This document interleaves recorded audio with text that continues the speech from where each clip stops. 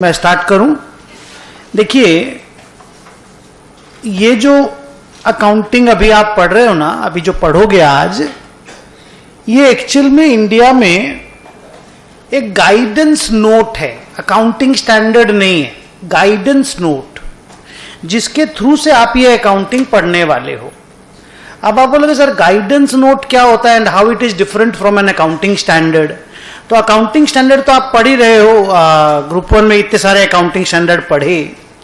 Guidance note accounting standard जैसा ही institute का अनाउंसमेंट होता है, similar, but it is given to the chartered accountants only. Accounting standard जो इश्यू होता है ना, पूरी दुनिया के लिए, माने पूरे हिंदुस्तान के लिए होता है, पब्लिक के लिए होता है।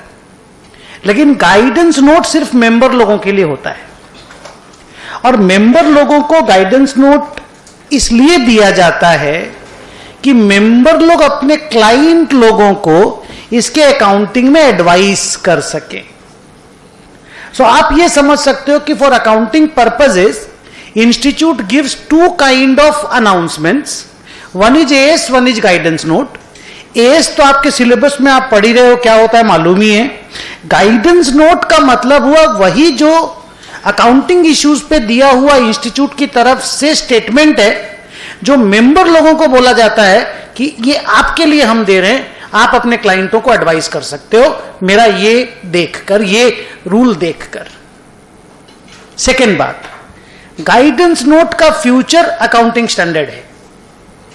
आज जो चीज गाइडेंस नोट है वो अगले साल, अगले 2 साल में, अगले 5-10 साल में कभी ना कभी एस बनेगा।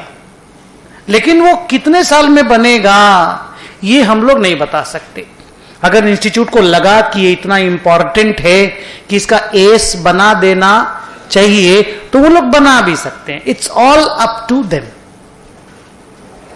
तो सर, जिस सब्जेक्ट पे या जिस टॉपिक पे अकाउंटिंग स्टैंडर्ड नहीं होता, गाइडेंस नोट सिर्फ उसी पे इशू किया जाता है। क्योंकि अगर अकाउंटिंग स्टैंडर्ड है तो आप तो उस टॉपिक का अकाउंटिंग करने के लिए एएस का हेल्प ले ही सकते हो ना, फिर हमको गाइडेंस नोट देने की जरूरत क्या है। मान लीजिए आप लोग चार्टर्ड अकाउंटेंट हैं, सब सीए हैं, मान लीजिए मैं इंस्टीट्यूट हूं और मान लो ये लोग कंपनीज हैं, ठीक है। आप लोग सीए, आपको अपना बुक्स भी बनाना पड़ता है, आप लोग कंपनी, आपको भी बुक्स बनाना पड़ता है। तो आप सभी को, मान लो सबका ऑडिट होता है, तो आप सभी को एस तो फॉलो करना ही है। एस तो इतने सारे आपके सिलेबस में, आप तो पढ़ भी रहे हो सीए इंटर में, सीए फाइनल में। तो एस तो पब्लिक एट लार्ज के लिए हम इंस्टीट्यूट हमने इशू किया है।